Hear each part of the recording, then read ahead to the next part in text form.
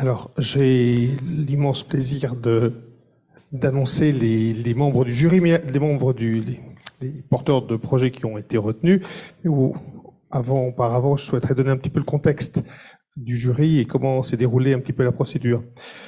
L'appel à projet s'inscrit dans une continuité des projets qui ont été soumis l'année dernière sur 4 axes stratégiques qui ont été définis avant l'appel.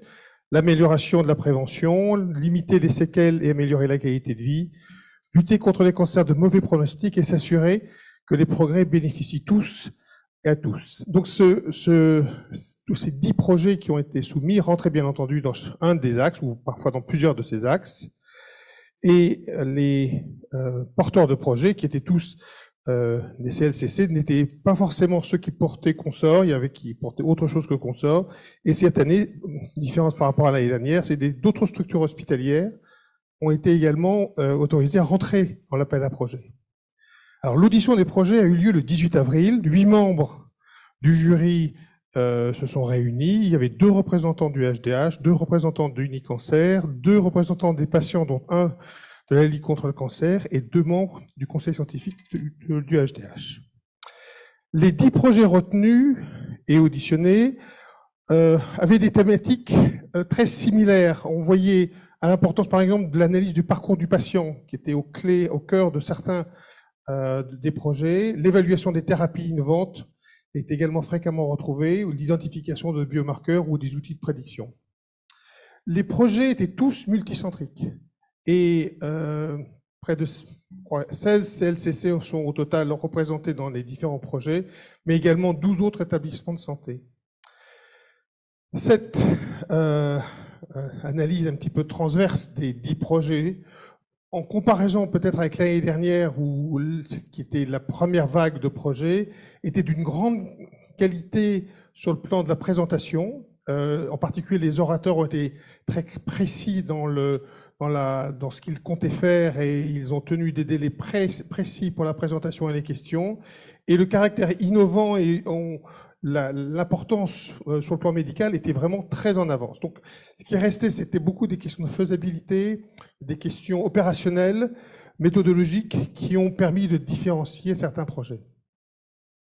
Alors, 5 lauréats ont été retenus. Il y avait des cancers rares ou diagnostiqués depuis peu, des cancers plus courants et des populations particulières, en particulier populations plus jeunes ou des adolescents. 5 projets ont été portés par 4 CLCC, 2 du CLB, 1 du Roussy et 1 de l'Institut de Curie et 1 d'Oscar Lambré. Et tous ont eu des partenaires avec d'autres CLCC et 3 des projets retenus ont eu des partenariats avec d'autres établissements de santé. Donc l'appel à d'autres établissements a été porteur cette année par rapport à l'année dernière. Un mot pour les projets non retenus. Donc, la faible dispersion des notes qui ont été retrouvées montre que la qualité était proche. Il est intéressant de noter que 2 des projets qu'on va présenter dans quelques instants, HypoRT, Unirive, sont des projets qui ont été présentés l'année dernière mais non retenus.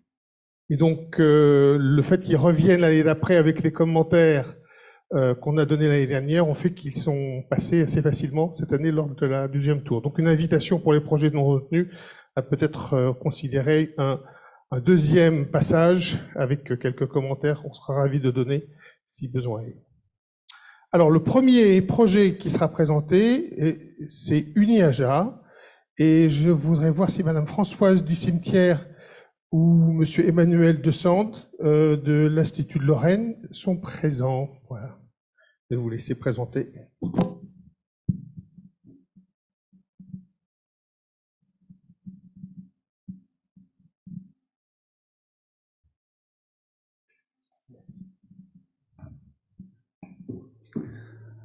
Tout d'abord, merci à la Ligue nationale contre le cancer, à Unicancer et au Health Data Hub d'avoir en tout cas soutenu notre projet UniAja, AJA pour adolescents et jeunes adultes atteints de cancer. On sera 2 présentateurs aujourd'hui, donc Emmanuel Desande, moi, donc je suis médecin de santé publique, épidémiologiste à l'Institut de cancérologie de Lorraine, Et je suis accompagné de Françoise du Cimetière, manager réseau et base de données de santé au Centre Léon Bérard.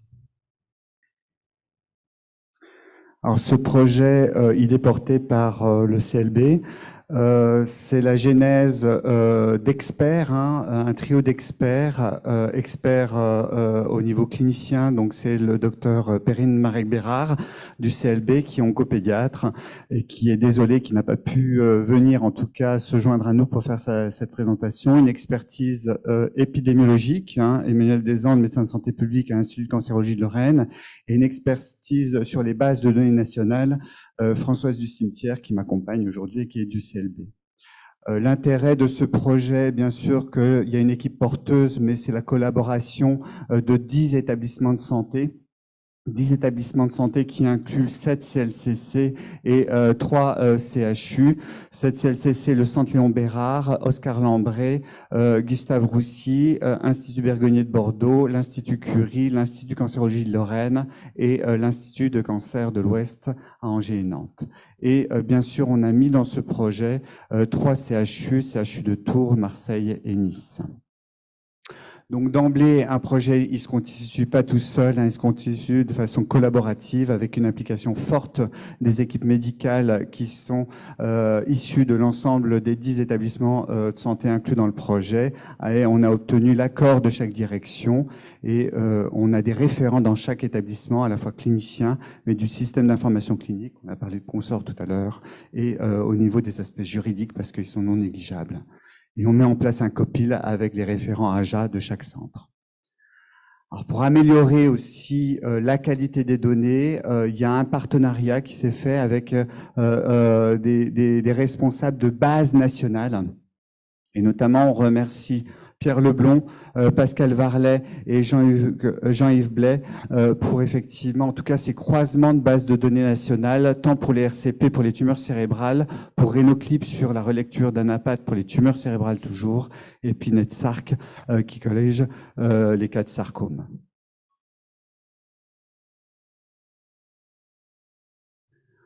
Alors le contexte, les cancers des AJA, c'est environ 2300 cas diagnostiqués annuellement en France. C'est des cancers rares qui montrent une spécificité pour cette tranche d'âge. Et les AJA sont traités de façon différente entre les services pédiatriques et les services de médecine d'adulte, avec des différences de survie par rapport aux enfants pour un même diagnostic, et notamment pour les leucémies aiguës, lymphoblastiques et certains sarcomes. Pour être optimale, leur prise en charge doit s'appuyer sur un accompagnement combinant une expertise oncologique, mais des soins de support et un soutien psychologique et social pour préserver la qualité de vie du jeune malade, réduire la survenue de séquelles et préparer au mieux sa vie future d'adulte guéri.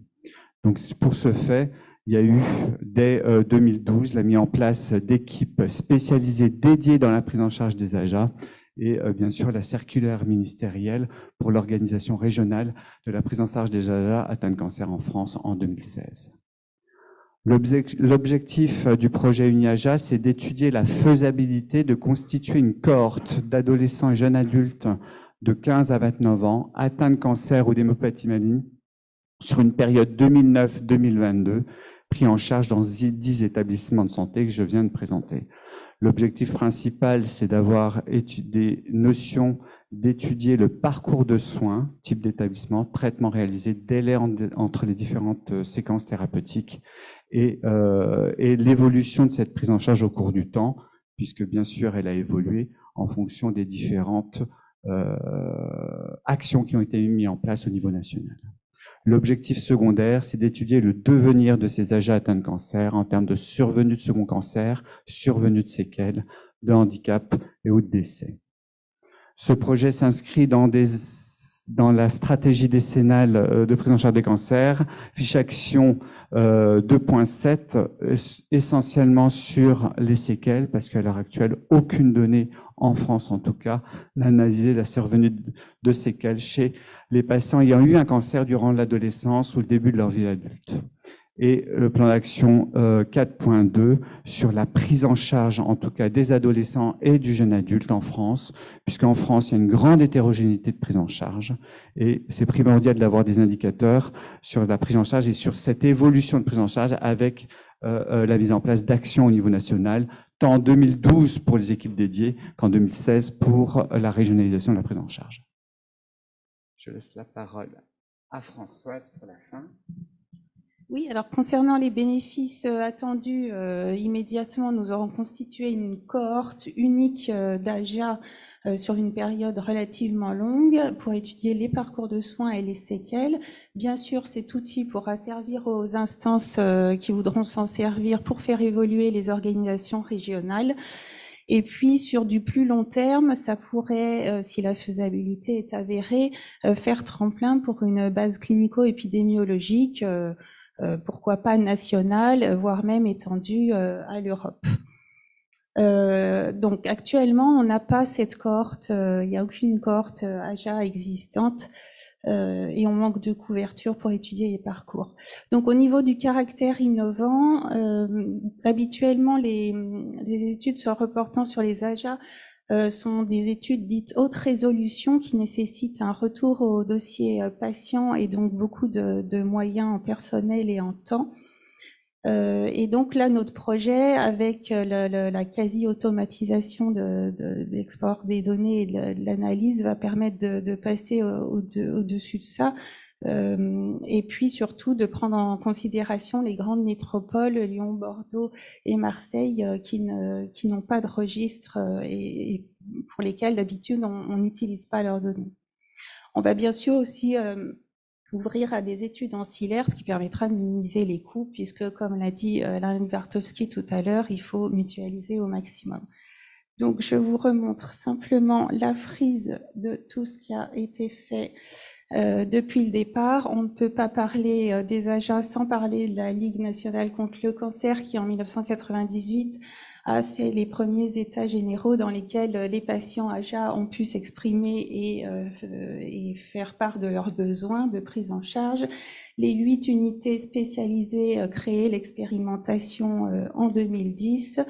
La société savante GoAJA, à laquelle vous pouvez tous participer si vous voulez améliorer la prise en charge des AJA, il suffit d'adhérer.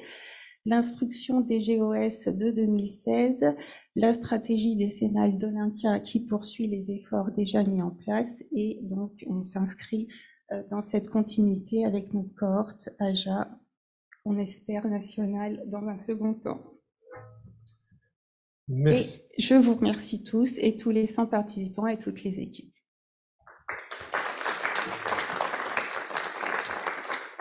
Merci beaucoup. Projet très ambitieux et qui a, à mon avis, va avoir beaucoup d'impact, notamment en Europe.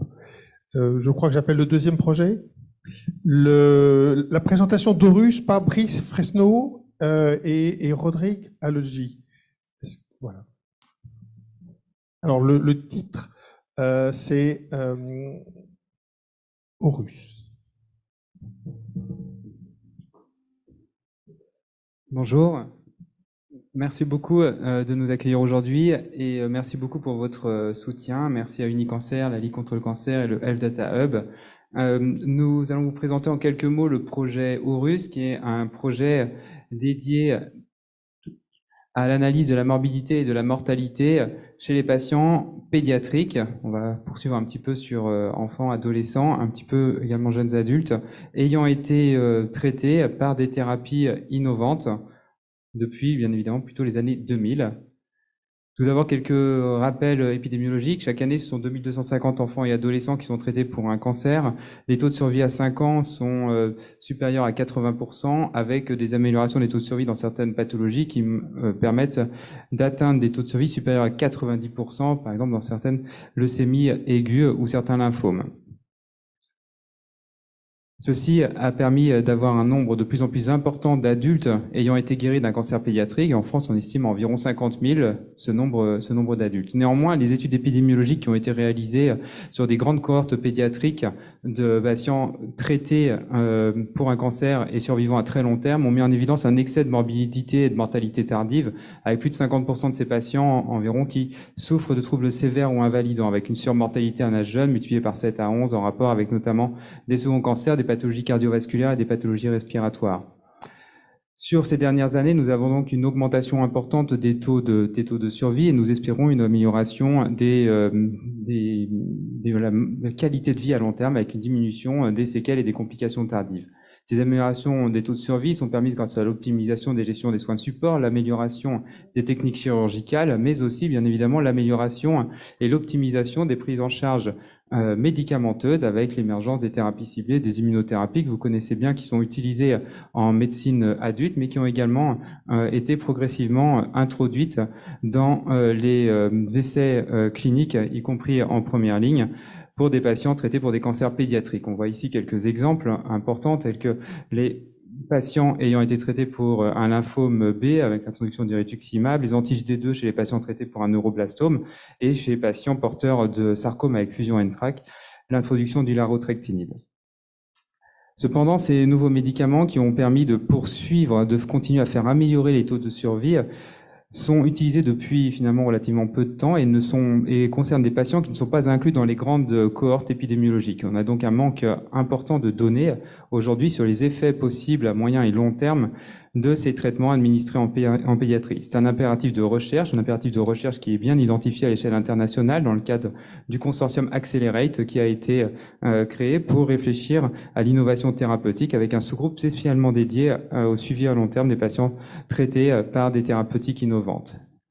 Ces thérapeutiques innovantes, finalement, il y en a peu qui ont obtenu des AMM. On est sur des autorisations de mise sur le marché à l'échelle européenne pour 17 médicaments, alors que les nombres de médicaments qui sont utilisés en oncologie pédiatrique sont beaucoup plus importants, directement inspirés de ce qui se fait chez l'adulte et directement, ou le plus souvent en tout cas, en rapport avec des programmes de médecine personnalisés, avec des séquençages tumorales mettant en évidence des anomalies conduisant à la prescription de certains traitements qui sont, dans ce contexte, non en rapport avec des AMM. Chez ces patients, ces agents innovants sont finalement peu connus. Autrement dit, nous n'avons même pas les proportions aujourd'hui de patients exposés à un âge pédiatrique par des agents innovants. Il est donc important d'abord de se poser la question quels agents sont reçus par ces patients, donc avec quel type d'utilisation, bien évidemment les essais thérapeutiques, mais également les prescriptions en compassionnel, en AMM, en hors AMM ou en ATU. Quelle est l'efficacité de ces agents en vie réelle et quelle est spécifiquement leur toxicité à moyen et à long terme.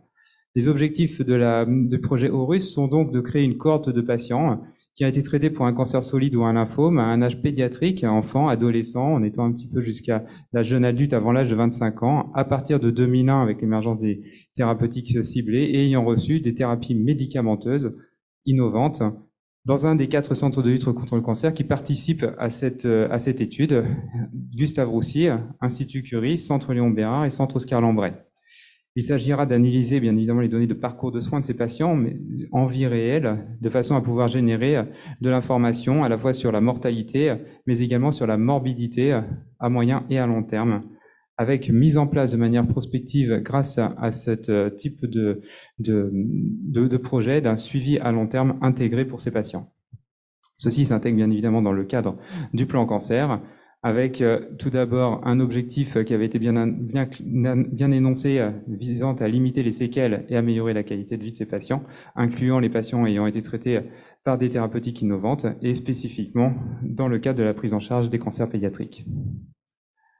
En termes de structuration du projet, nous abordons également les choses d'une manière très bioinformatique avec pour objectif d'utiliser les sources de données existantes et les extractions automatisées telles que Consort, mais également utiliser les données du SNDS de façon à pouvoir, grâce à l'ensemble de ces informations qui finalement font écho aux données des pharmacies hospitalières et des pharmacies d'officine, de façon à générer la cohorte des patients exposés à ces nouveaux médicaments. Il s'agit donc bien d'essayer d'identifier dans les centres participants l'intégralité des patients ayant été exposés à des agents thérapeutiques dont bien évidemment nous définirons une liste initialement des agents les plus intéressants. Il s'agira donc de collecter ces données de morbidité et de mortalité avec une analyse rétrospective. Déjà, beaucoup de données sont recueillies de manière automatisée via Consort.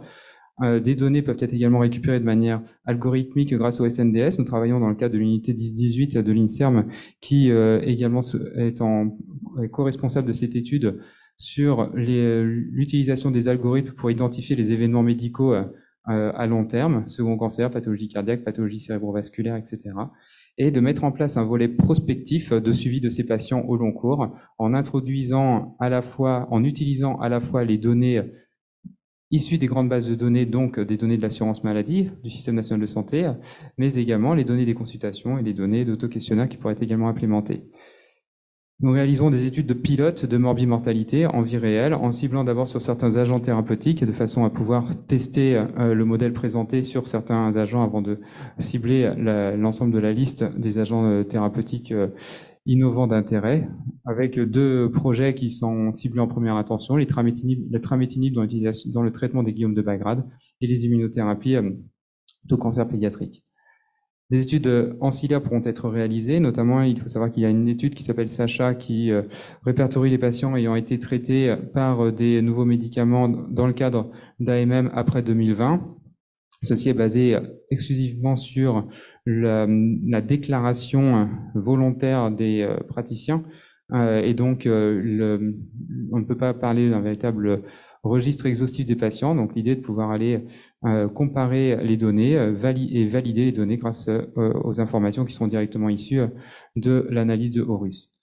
Nous pourrons également étudier certaines complications très particulières, telles que la survenue des pneumothorax chez les patients exposés au MTKI dans les rechutes d'ostéosarcome. Enfin, toutes ces données pourront être intégrées pour constituer une deep cohort dans l'avenir, intégrant des données de grande dimension, à la fois dosiomiques et génomiques. Ceci vise à être déployé secondairement à une échelle nationale grâce au CHU, dans les CHU, grâce à l'utilisation du PMSI plutôt que de Consort, qui n'est pas développé pour l'instant en CHU, et enfin, in fine, à pouvoir intégrer ces données dans le cadre de la grande initiative européenne Accelerate, de façon à générer de l'information dans une perspective internationale. Donc, nous avons abordé les différentes sources de données qui seront utilisées, extrêmement importantes, le SNDS, le Consort, et bien évidemment, il sera nécessaire pour certaines questions très spécifiques de retourner aux dossiers médicaux pour valider quelques informations supplémentaires. Les équipes impliquées, comme je vous ai dit, Gustave Roussy, Curie, Léon Bérin et Oscar Lambray en termes de CLCC, et ceci se fait complètement de manière, comme je vous ai dit, en co-responsabilité avec l'INSERM, unité 10-18 du CESP, Centre d'études et de santé des populations, sur l'équipe 3 épidémiologie des radiations. Je vous remercie beaucoup de votre attention et je vous remercie encore du soutien que vous nous apportez pour la concrétisation de ce projet qui nous tient à cœur. Merci. Félicitations. Alors, le 3e projet retenu est le projet Caseba, Enora Las de l'Institut Curie. Bonjour, je suis Enora Las, donc je suis chirurgien à l'Institut Curie et comme tout le monde, je tiens à remercier la Ligue, Unicancer et le Health Data Hub pour l'attention qu'ils ont bien voulu porter à notre projet, qui est donc le projet Caseba pour cancer séreux de bas grade de l'ovaire. Alors pour faire une rapide présentation de ce que c'est qu'un cancer de l'ovaire et d'un cancer de bas grade de l'ovaire, c'est une maladie rare.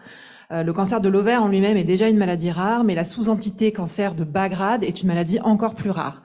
C'est le cancer de l'ovaire 3% des cancers de la femme, environ 4400 cas par an, donc c'est extrêmement peu. Dans la majorité des cas, ce sont des cancers de haut grade qui sont connus pour leur chimiosensibilité et leur implication dans des gènes qu'on peut connaître comme BRCA1, BRCA2.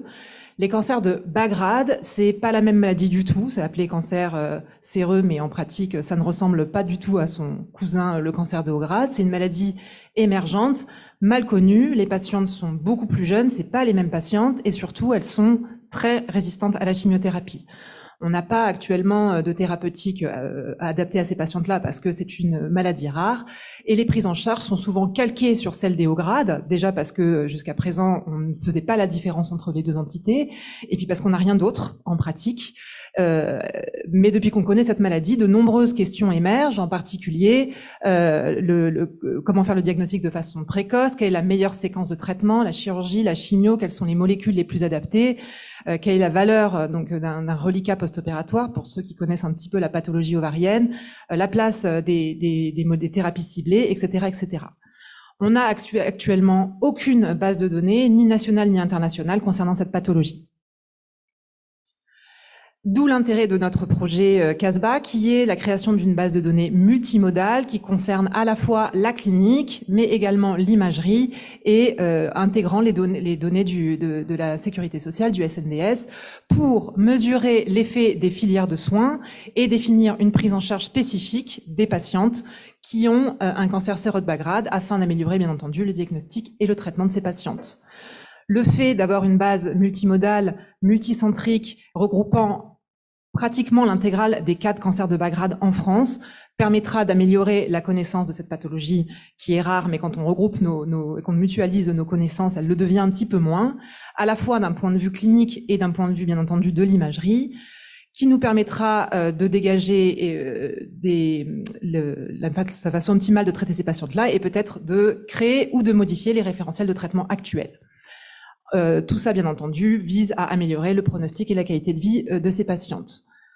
Il y a plusieurs objectifs secondaires sur lesquels je passerai rapidement, qui est bien entendu l'obtention d'une base d'imagerie multimodale qui comprend des scanners, des IRM, des TEP scanners pour essayer de faire de la radiomique et d'autres choses pour ces patientes-là. Regardez, comme on a un petit peu parlé plus tôt, les longues survivantes, les jumeaux numériques également, voir un petit peu comment on peut traiter ces patientes.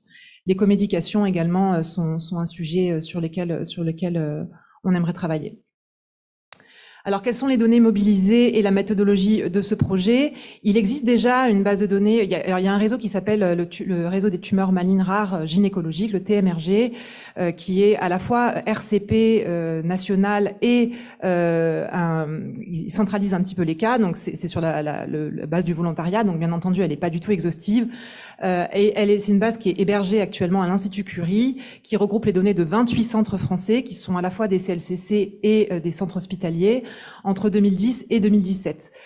C'est des cancers qui sont beaucoup traités par chirurgie, donc c'est des données qui sont pour l'instant essentiellement chirurgicales. Il y a quelques données de traitements médicaux, mais c'est une base de données qui a beaucoup de trous, beaucoup de données manquantes et qui est largement perfectible. Il s'agit donc de récupérer bien entendu l'ensemble de ces cas, les actualiser avec les nouvelles patientes, les mettre à jour bien entendu, les actualiser avec les nouvelles patientes entre 2017 et 2022, et puis venir compléter ces données avec la base ESME ovaire, qui est donc une base unicancer qui a des cancers de l'ovaire en règle générale, avec à l'intérieur bien entendu des cancers de bas grade identifiés comme tels, et qui elle pour le coup a beaucoup plus de données médicales, d'oncologie médicale, traitements, molécules, etc. Et donc il viendra compléter notre base de bas grade multicentrique.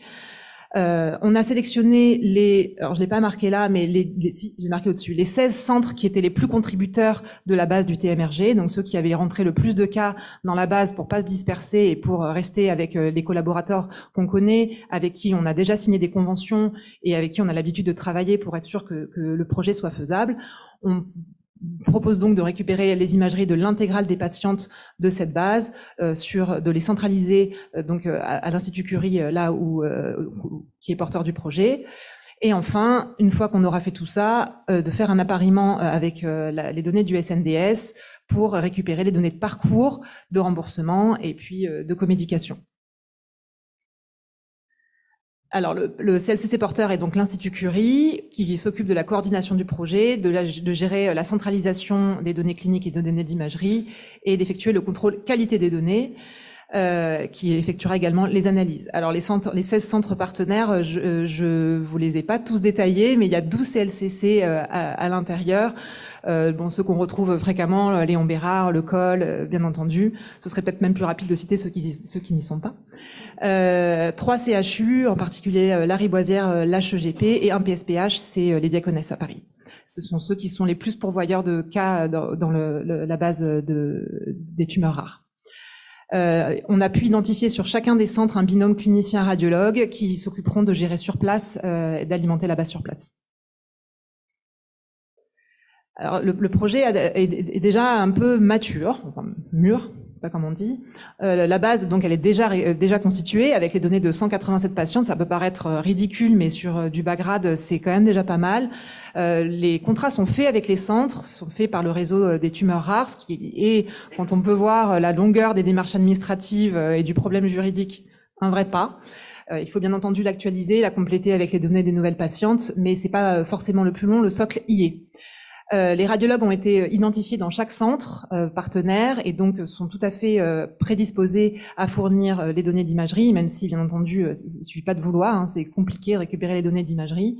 On a à notre disposition des radiologues qui sont plutôt motivés et formés à ce genre d'exercice. Alors pour ma part, je travaille déjà sur le SNDS avec notre équipe. On a l'habitude et l'expérience des données du SNDS. Je connais très bien ses limites pour y travailler au quotidien. C'est pas des données qui sont très simples. Un des petits items de Monsieur Libertowski était qu'il fallait effectivement savoir comment se servir de ces données. C'est vrai que c'est une grosse partie du problème. Les démarches administratives sont longues, mais bon, on l'a déjà fait, donc on pense pouvoir le refaire plusieurs fois. En quoi est-ce que ce projet peut bénéficier pour les patientes et pour la recherche? Eh bien déjà, c'est la base la plus importante qui va exister si elle arrive à voir le jour, ce qui est bien parti maintenant pour cette pathologie et qui est rare, qui nous permettra donc de définir la prise en charge spécifique de ces patientes-là grâce à ces données-là, les filières de soins adaptées, l'imagerie, le diagnostic précoce grâce à l'imagerie, la réponse au traitement grâce à l'imagerie, le choix rationnel des traitements bien entendu, et puis éventuellement alerter sur certaines comédications grâce au SNDS. Le but de tout ça, c'est de modifier et de créer un référentiel cancer séreux de bas grade qui sera spécifique au bas grade et non pas calqué sur son cousin au grade, comme c'est le cas actuellement. La base n'existe pas de base équivalente actuellement, ni en national, ni en international. Tout ce dont on dispose sont des séries rétrospectives de faibles effectifs qui ne nous permettent pas ni de faire d'études, ni de poser de moindres conclusions. L'avantage qu'on a actuellement sur ces patientes-là, c'est que comme ça passe par le réseau du TMRG, tout est relu, donc on est sûr de nos diagnostics et il y a pas beaucoup il y a pas de déchets, si je puis me permettre cette expression. On est assez pur dans les diagnostics qu'on pose. La thématique est bien entendu compétitive en tant que maladie émergente. Beaucoup de gens s'intéressent à cette pathologie-là. Et puis, on a notre équipe qui a développé des algorithmes d'intelligence artificielle. On n'aime pas trop ce mot, mais bon, c'est comme ça qu'on l'utilise pour analyser les données d'imagerie médicale et faire des hypothèses de traitement et de diagnostic. Bon, ça c'est le calendrier, ça vous intéresse moyennement, c'est long, c'est long, mais bon, voilà, les démarches administratives vont nous prendre un grand temps, et puis bon voilà, c'est pas très intéressant, je vais passer vite. Et puis voilà, ça c'est un petit peu dans les projets ancillaires qu'on aimerait mener. Alors bien entendu, les données seront ouvertes à tous les projets ancillaires intéressants et intelligents qui pourront être menés dessus. Et on aimerait pouvoir faire le fameux jumeau numérique ou similarité entre patients. C'est des choses qui sont déjà menées en Angleterre déjà. C'est pour les patients qui ont un cas qu'ils n'ont jamais eu puisque c'est une maladie rare. Pouvoir trouver une patiente qui a exactement le même profil et une ou plusieurs patientes, voir comment elles ont été traitées, quels ont été leurs pronostics et de pouvoir donner donc des conseils en disant, eh bien, pour ce type de patiente-là, le traitement idéal serait peut-être celui-là. Voilà. Et pardon, je suis allée trop vite. Il n'y avait pas de... Je vous remercie, mais je vous remercie. Merci beaucoup. Bravo pour prendre le risque de partir sur un projet aussi complexe et aussi riche. C'est vraiment un gros projet. Merci beaucoup. Le prochain projet retenu, c'est HippoRT. prostate par David Pesquier.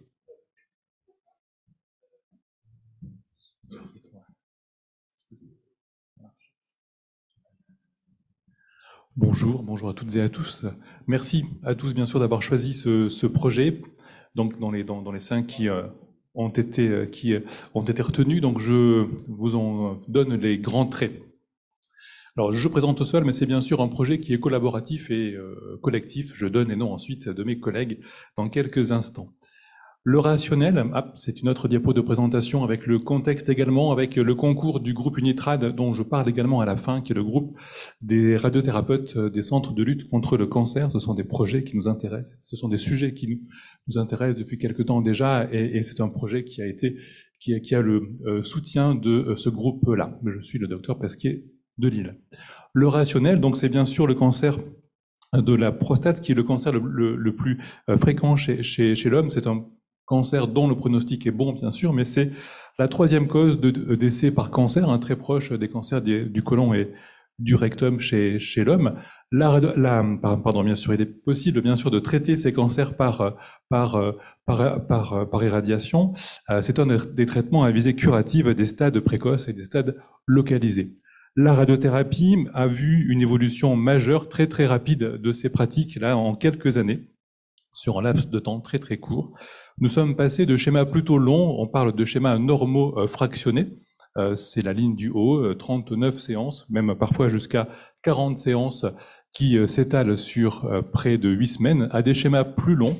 Donc on parle de schéma fractionné, de façon tout à fait modérée, en 20 séances, ou de façon dite extrême, c'est un terme que je n'aime pas tellement, je veux dire très hypofractionné, en 5 séances. Donc nous sommes passés de 39, 38, voire 40 séances à 5 séances, et ceci dans un laps de temps très très court. Ce n'est pas trivial, c'est très loin d'être trivial, de passer de 40 à 5 séances.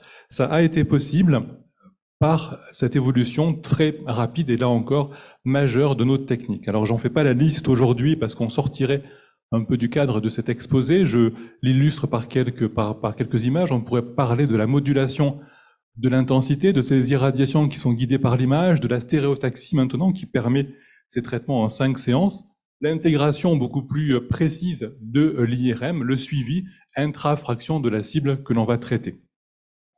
Alors, on majore la dose par fraction de 50 à près de 300%, ce qui est majeur. D'une part, parce que bien sûr, le cancer de la prostate est sensible à ces doses élevées par séance, mais, et c'est là que c'est complexe, c'est le cas, et dans la même proportion, des tissus sains, en particulier du rectum et de la vessie, qui sont eux aussi très sensibles à ces doses élevées par séance. Les essais randomisés, qui sont assez récents, qui ont été publiés pour les derniers en 2021, 2022, et qui ont évalué ces schémas en 5 ou 7 séances, mais si on parle de schémas très hypo, on parle plutôt en France de schémas en 5 séances, montrent une majoration des effets secondaires, en particulier au niveau de la vessie, mais plutôt de façon précoce, pas sur le long terme, et c'est tout à fait comparable en matière de complications de tout type et de survie sans récidive. Il manque un petit mot à la fin de ma phrase. Le format a changé.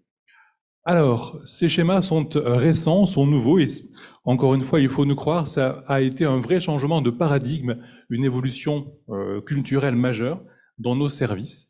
Et on ne sait pas quelle est l'implémentation en vie réelle de ces schémas. Combien de patients sont-ils traités avec ces schémas? Pour quel groupe? Pour quel type de groupe? On ne sait pas. Il n'y a pas de projet comparable en France pour ces patients et a fortiori, il n'y a pas de données de vie réelle, dans le monde d'ailleurs, pour les schémas très hypo en 5 séances. On peut espérer que pour ce projet qui s'inscrit dans les axes 2 et 4, eh bien, la confirmation de la bonne tolérance et de la bonne efficacité de ces schémas, en particulier en 5 séances, puisse permettre de faciliter la diffusion au plus grand nombre. Il y a encore de nombreuses équipes qui, en France, sont assez réticentes à passer au schéma en 5 séances, puisque ce sont des choses qu'on ne pouvait quasiment pas imaginer il y a encore 5 à 6 ans. Autre sujet de notre projet, les facteurs pronostiques. Eh bien, les facteurs pronostiques du cancer de la prostate, quand il s'agit de les traiter, en tout cas pour les stades précoces, sont frustrants.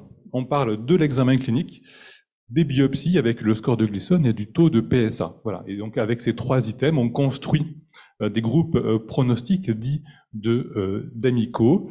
Et ces groupes nous permettent donc de proposer les traitements les plus adéquats à chaque patient.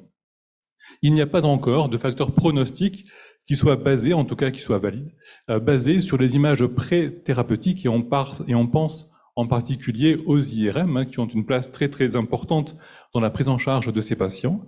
Et la mise en œuvre, là encore, la mise au point, en tout cas cet établissement de facteurs pronostiques basés sur l'imagerie pré-thérapeutique pourrait permettre alors une médecine plus proche de chaque patient, de précision ou plus personnelle.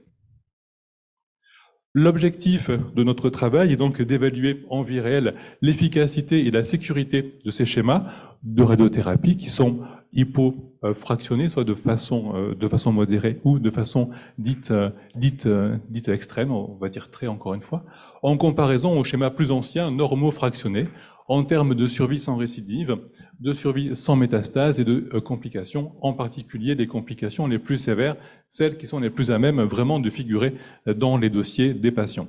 Autre objectif, plutôt secondaire, mais qui reste important, la description de l'évolution temporelle de ces schémas. Je l'ai dit en préambule il y a quelques instants, on ne sait pas en 2023 combien de patients sont traités avec ces schémas dans nos services, pour quel type de cancer.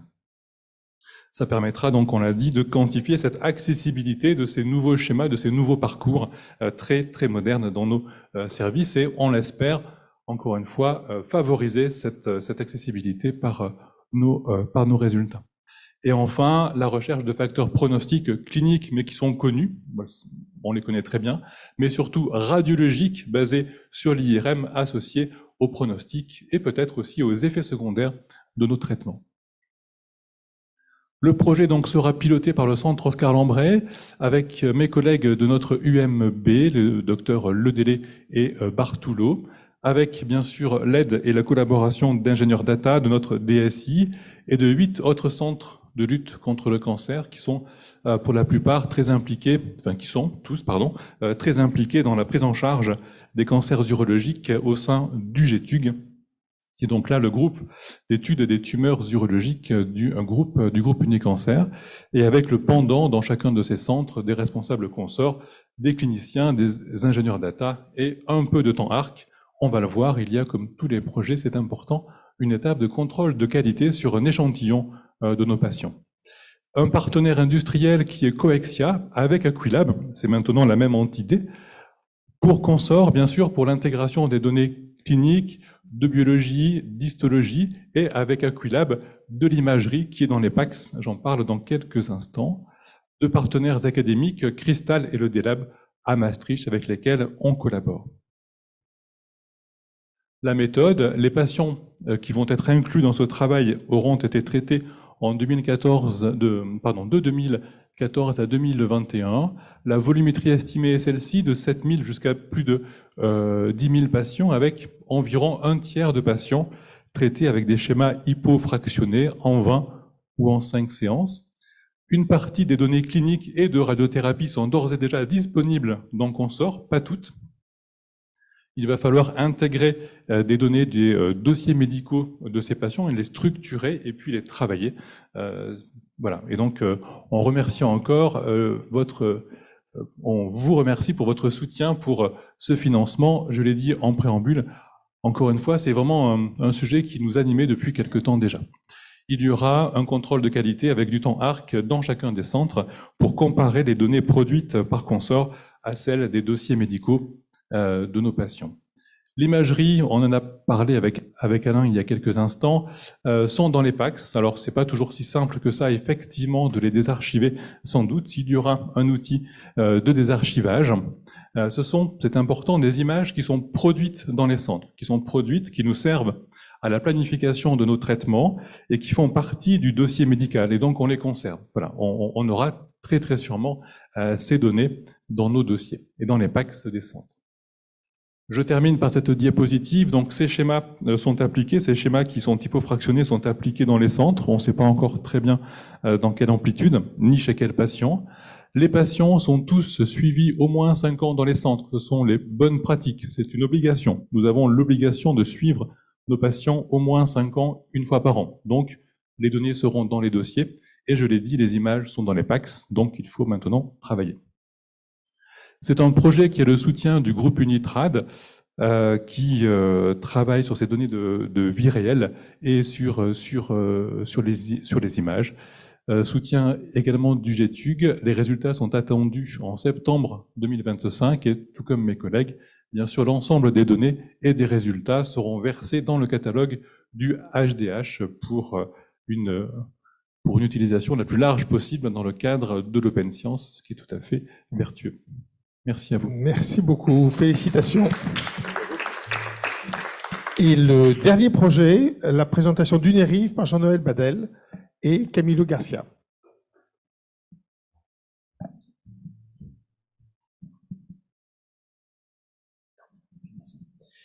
Bonjour à toutes et à tous. J'ai le très grand plaisir de vous présenter le projet Unerive, donc qui est coporté par le Centre Léon Bérard et par l'Institut Gustave Roussy, en association également avec 2 laboratoires de recherche qui sont l'IRSN et Creatis, qui est un laboratoire de recherche en imagerie à Lyon. Alors, le projet Unerive, en fait, il se consacre à une nouvelle thérapie du cancer de la prostate métastatique. En France, on comptabilise 50 nouveaux cas de cancer de la prostate et environ 20% de ces patients vont développer des métastases au cours de l'histoire de leur maladie. Et pour certains de ces patients, les traitements actuels standards ne sont pas efficaces. Donc, en revanche, aujourd'hui, il existe une nouvelle thérapie qui peut leur être proposée. Donc, elle est dans le domaine de la médecine nucléaire. Il s'agit de la radiothérapie interne vectorisée au lutetium PSMA. Alors, très rapidement, comment cela fonctionne? En fait, ça consiste en l'injection d'un médicament radiopharmaceutique qui est composé d'un vecteur moléculaire associé à un isotope radioactif. Le vecteur moléculaire a l'objectif de cibler les cellules tumorales, tandis que l'isotope radioactif, lui, va les détruire. Dans le cas du lutetium PSMA, on va injecter donc le PSMA, qui est un ligand qui va cibler les récepteurs membranaires. L'ensemble complexe va être internalisé dans la cellule. Et ensuite, le lutetium-177, qui est un radionucléide, un isotope radioactif, va suivre son schéma de désintégration en délivrant des particules bêta-, des électrons, qui vont générer la destruction de l'ADN en entraînant la mort cellulaire. Alors, ce lutetium-177 est également très intéressant parce qu'il émet également un rayonnement gamma. Alors, c'est pas une particule, c'est une onde électromagnétique.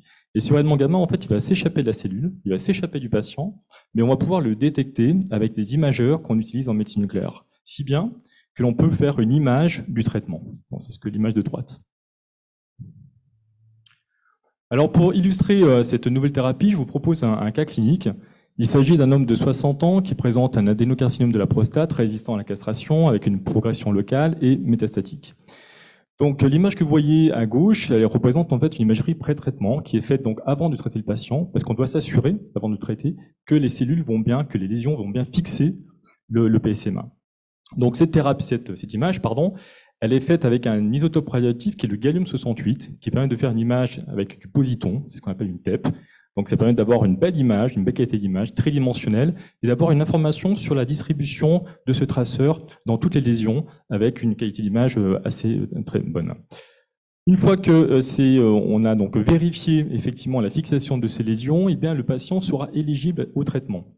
Et celui-ci consiste en l'injection du même traceur, puisqu'on a vérifié que le traceur allait bien cibler les cellules tumorales, mais cette fois, on va remplacer donc l'isotope radioactif par du lutécium, parce que c'est celui-ci qui va donc traiter les lésions. Et donc l'ensemble que vous voyez, l'image de gauche et l'image de droite, correspondent à un principe qui s'appelle le theranostic, pour thérapie et diagnostic. Ce patient a ensuite bénéficié de 5 cycles de traitement. Et on voit donc pour chaque cycle, donc on a fait une image, puisque comme je vous l'ai expliqué tout à l'heure, eh bien, le lutetium émet également un rayonnement gamma qu'on va pouvoir capter pour faire une image, on va pouvoir voir ce que l'on traite. Et on voit donc vraiment sur ces 5 cycles, ça nous permet de montrer, de voir donc une diminution de la fixation lésionnelle qui s'accompagne également avec une chute du PSA. Donc compte tenu de ce résultat plutôt positif, vous pourriez me dire que j'ai bien choisi le cas clinique. Et vous n'auriez pas tort. En effet, malheureusement, tous les patients n'ont pas la même chance. Et certains patients donc, ne seront pas répondeurs. Et tout l'enjeu, justement, c'est d'éviter aux patients non répondeurs une thérapie inutile et voire avec un risque d'apparition de toxicité. Dans ce contexte, nous proposons donc le projet UniRive, qui est une étude multicentrique qui vise à identifier les facteurs prédictifs de réponse et d'apparition des toxicités du traitement par radiothérapie interne vectorisée au lutécium PSMA chez les patients qui présentent donc un cancer de la prostate métastatique. Alors, l'objectif principal, il est simple, on va dire, c'est qu'en fait, fort de notre expérience avec notre première candidature à Unibas l'an dernier, donc en fait, nous avons effectivement essayé de revoir nos ambitions et de simplifier peut-être un peu la question. Et en fait, on se concentre cette fois-ci uniquement à prédire l'efficacité avant traitement pour une meilleure prise en charge du patient. Et cela s'accompagne en fait sur une recherche de lien entre cette imagerie pré-traitement qui est faite au gallium PSMA avec les données biologiques et cliniques des patients traités. En d'autres termes, est-ce qu'il existe une valeur, est-ce que cette imagerie TEP-CT a une valeur prédictive sur le traitement? Autrement dit, est-ce qu'il existe des biomarqueurs prédictifs à partir de l'imagerie? Donc, pour répondre à cette question, eh bien, nous avons besoin de données, de beaucoup de données. Et en fait, les données récoltées dans un seul centre ne sont pas suffisantes. Donc, il est nécessaire donc, de centraliser des données qui sont à la fois cliniques, biologiques, mais également d'imagerie, donc d'un grand nombre de patients, donc à partir de plusieurs centres.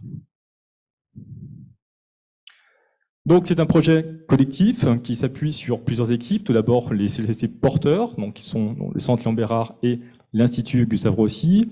Une équipe projet qui a la particularité d'être composée de binômes, à la fois de physiciens médicaux et de médecins nucléaires, et également avec une implication forte d'un ingénieur de recherche de l'IRSN. Les centres partenaires sont au nombre de 11, donc il y a 10 CLCC plus un CHRU. Bon, je ne sais pas de la liste complète, mais elle est assez visible. Et puis 2 laboratoires de recherche, comme je l'ai dit dans l'introduction, donc c'est-à-dire l'IRSN et Creatis. Au niveau de la méthodologie du projet, donc on a essayé vraiment de cibler la question, d'essayer de la simplifier, ou plutôt de revoir nos ambitions. Et donc l'idée, c'est vraiment de pouvoir trouver des liens entre les valeurs données par l'imagerie et le taux de PSA. Autrement dit, on a clairement identifié ce que l'on recherchait. Donc on a clairement identifié les données dont on avait besoin pour répondre à cette question.